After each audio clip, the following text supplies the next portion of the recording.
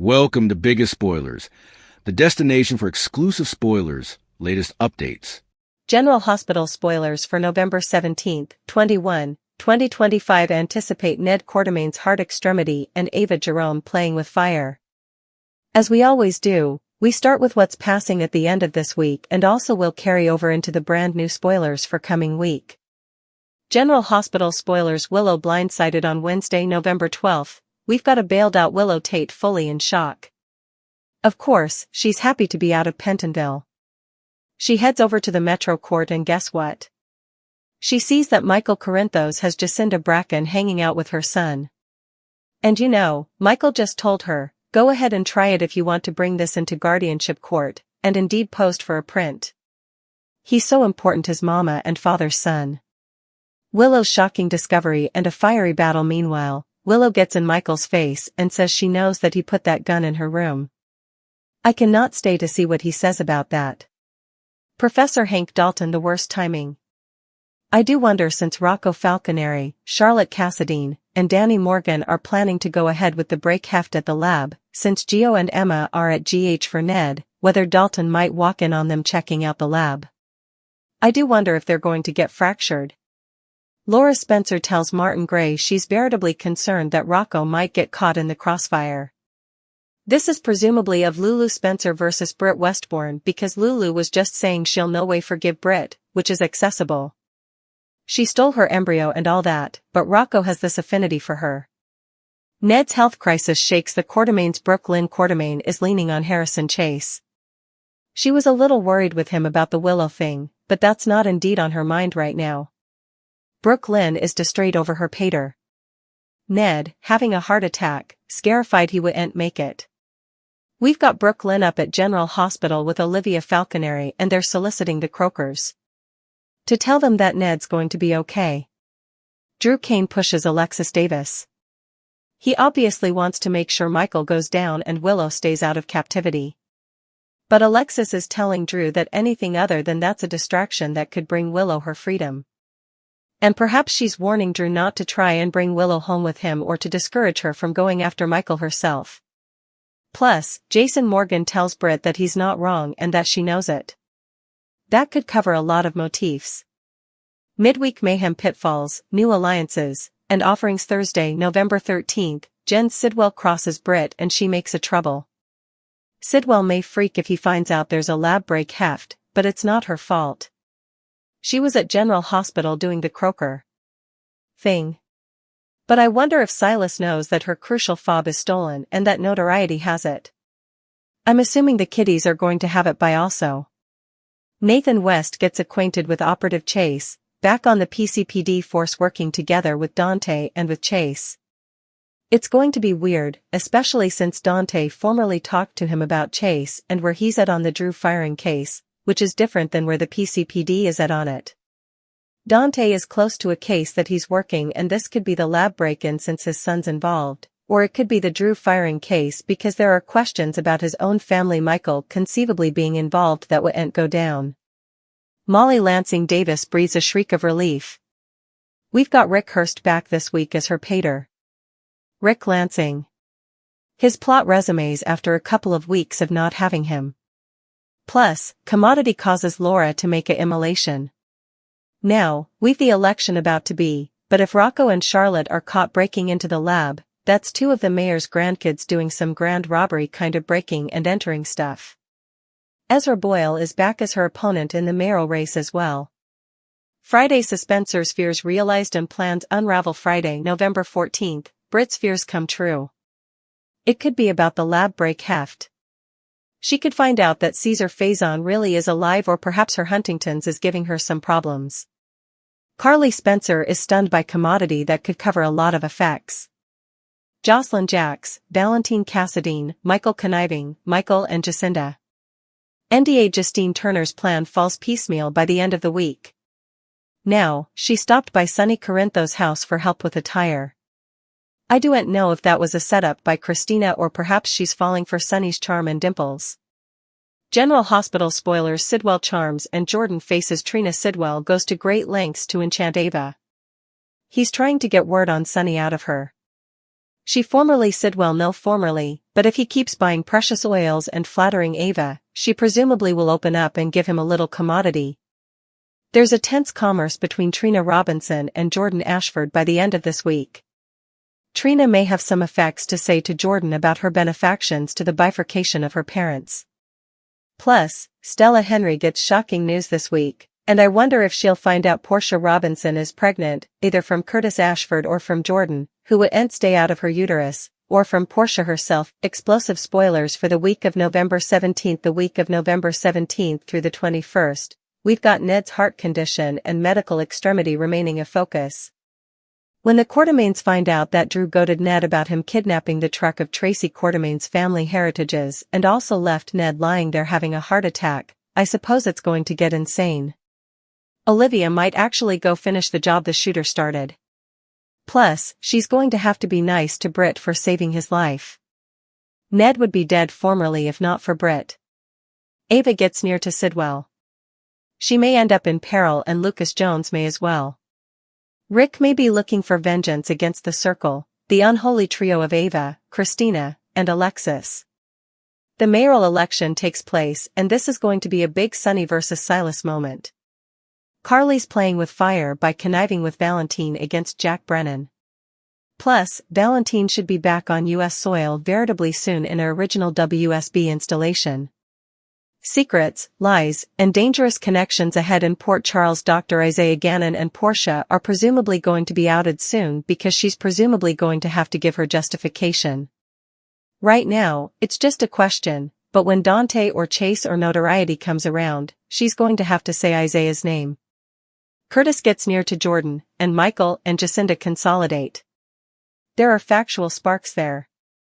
I suppose Michael's got this station of like, what the heck, and I suppose he's intent on actually dating Jacinda. Would be his first coitus worker, that would be Abby. Hopefully, this bone is killed. Utmost women who date Michael do survive long term. He has that death curse if you do know.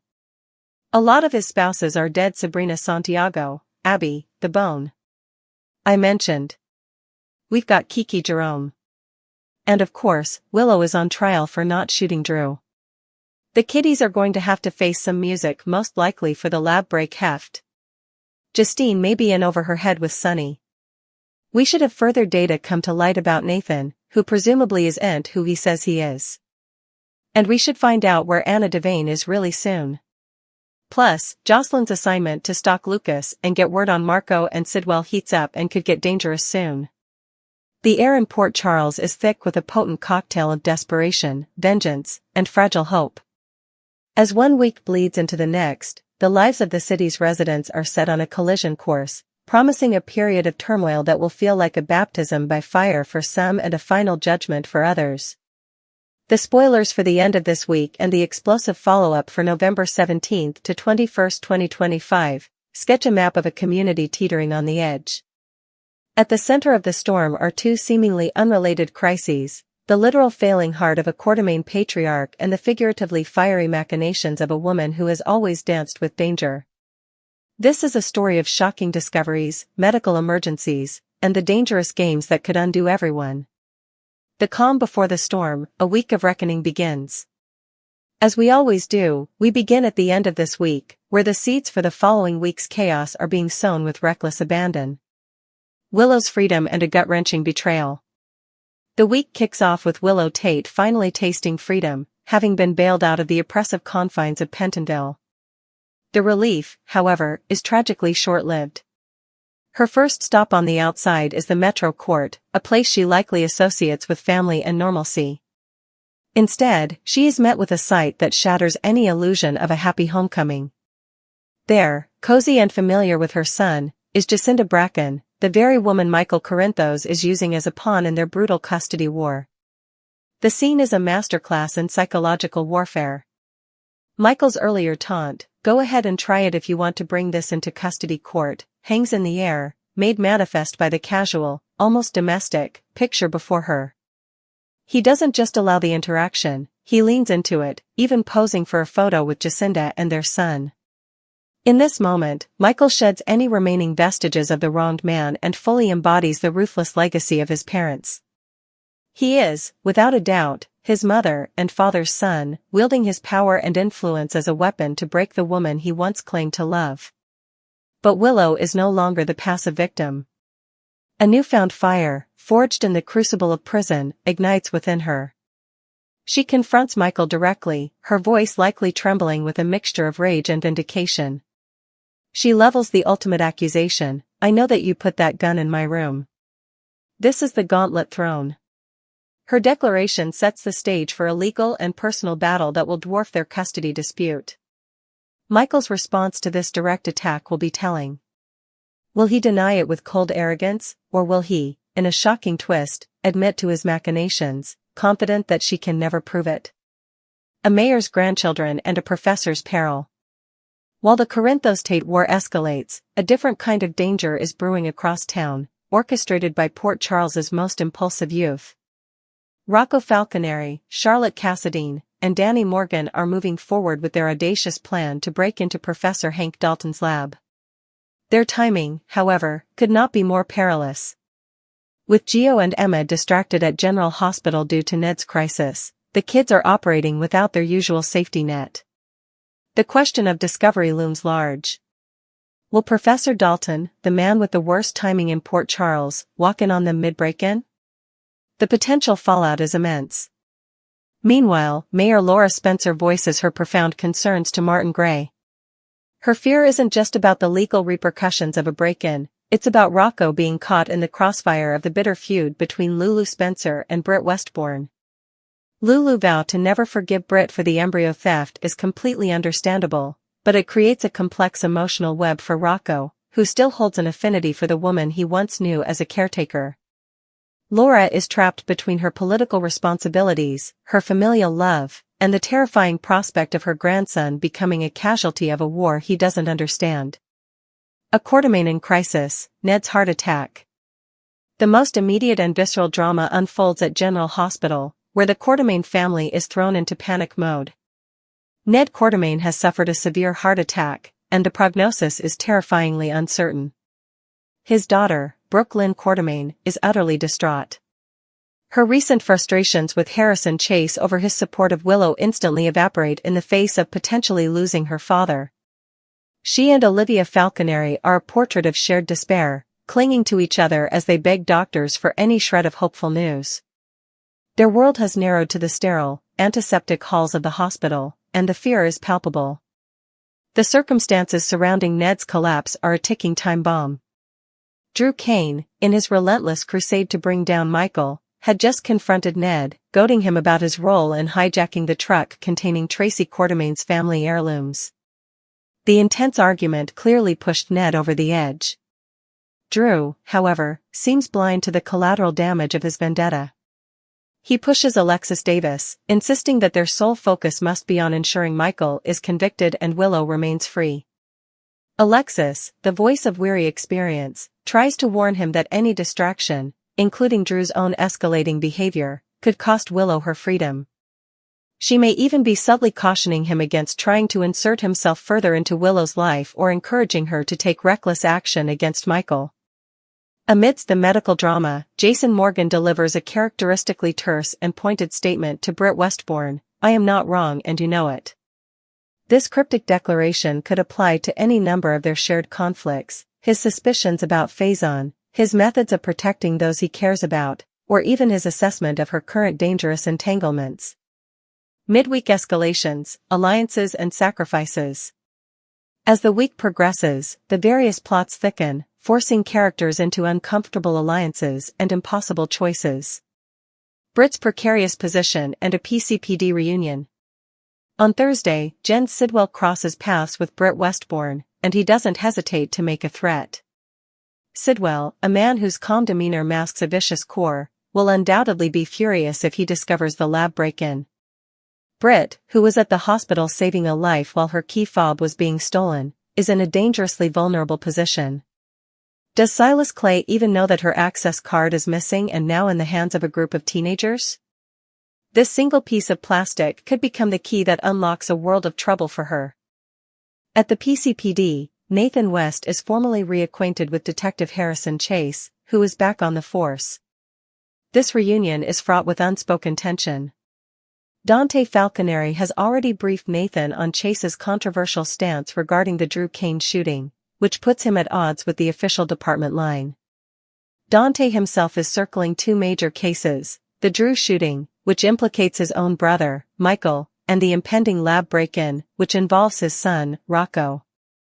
His professional duties are on a direct collision course with his familial loyalties. In a moment of respite, Molly Lansing Davis breathes a sigh of relief, a welcome reprieve likely connected to the return of her father, Rick Lansing, portrayed once again by Rick Hurst. His re-entry into Port Charles' life is a storyline resuming with significant force. Meanwhile, Mayor Laura Spencer is pushed to make a significant sacrifice. With the election imminent and her grandchildren potentially involved in a major crime, her political future and her family's well-being are hanging in the balance. Her opponent, the ever-present Ezra Boyle, would undoubtedly use such a scandal to his advantage. Friday's cliffhangers, fears realized and schemes unraveled. The week concludes with a series of stunning revelations that set the stage for the following week's explosions. Brit's worst nightmares and Carly's shock. Brit's fragile world threatens to crumble as her fears come true. This could manifest in several devastating ways. She could discover the kids were successful in their lab break-in, she might receive conclusive proof that Caesar Faison is indeed alive, or her Huntington's disease could present new, frightening symptoms. Any of these outcomes would push her to her emotional limit. Carly Spencer is left stunned by an unforeseen event. In her world, the possibilities are endless, a new development in Michael's case, a bold move from Sonny, or a shocking revelation from her burgeoning and dangerous alliance with Valentine Cassadine. Speaking of which, NDA Justine Turner's carefully laid plan falls apart. Her seemingly chance encounter with Sonny Corinthos, a damsel in distress with a flat tire, may have been a setup by Christina, or perhaps Justine is genuinely beginning to fall for Sonny's formidable charm. Either way, she is in waters far more dangerous than she anticipated. Sidwell's seduction and Jordan's reckoning. Jens Sidwell continues his campaign to enchant Ava Jerome, going to great lengths to flatter and financially impress her, likely by purchasing another expensive painting. His goal is clear, he needs information on Sonny Corinthos. While Ava has rebuffed him once, her vanity and love of the high life make her susceptible to his calculated charm. It's only a matter of time before she gives him a little something, a decision that could have lethal consequences, not only for her but also for her accomplice, Lucas Jones, who is equally entangled in their schemes. A tense and emotionally charged interaction occurs between Trina Robinson and Jordan Ashford. Trina, armed with the painful truth about her parents' breakup, is finally in a position to confront the woman she sees as a primary architect of her family's destruction. She will not hold back, forcing Jordan to face the human cost of her actions. Meanwhile, Stella Henry receives shocking news. The long-held secret of Portia Robinson's pregnancy is a bubble ready to burst, and Stella could learn of it from any number of sources, a conflicted Curtis, an indiscreet Jordan, or a guilt-ridden Portia herself. Explosive spoilers for the week of November 17th to 21st, the storm breaks. The fallout from the previous week's events escalates dramatically, making the week of November 17th one of the most consequential in recent memory. The Quartermaine War Room. Ned's medical crisis remains the central focus for the Quartermaine clan, but the emotional landscape is about to turn volcanic. When the family inevitably discovers that Drew Cain's confrontation directly triggered Ned's heart attack, and that Drew left him lying on the ground, all hell will break loose. Olivia Falconeri's grief and fear will curdle into a white-hot rage. The woman who has always been the family's emotional core may very well become its most vengeful spirit. The irony is that she will also be forced to rely on the medical expertise of Britt Westbourne, the woman who saved Ned's life. The Quartermaine mansion will be a war room, with Drew public enemy number one. Dangerous liaisons and political firestorms. Ava Jerome's dance with Jen Sidwell will see her moving closer to the flame. What begins as a game of mutual manipulation could quickly spiral into genuine peril for her and Lucas Jones. Complicating matters further is the return of Rick Lansing. His storyline is poised to resume with a vengeance, and given his history, he may be looking for revenge against the unholy trinity of Ava, Christina, and Alexis, whom he likely blames for his current circumstances. The mayoral election finally takes place, and it represents a major showdown between the ideologies of Sonny Corinthos and Silas Clay. This is more than a political race, it's a referendum on the soul of Port Charles. Carly Spencer, meanwhile, is playing with fire by plotting with Valentine Cassadine against Jack Brennan. Valentine's impending return to a local WSB facility makes him an unpredictable and dangerously powerful ally. Secrets exposed and relationships intensified. The secret affair between Dr. Isaiah Gannon and Portia Robinson is teetering on the brink of exposure.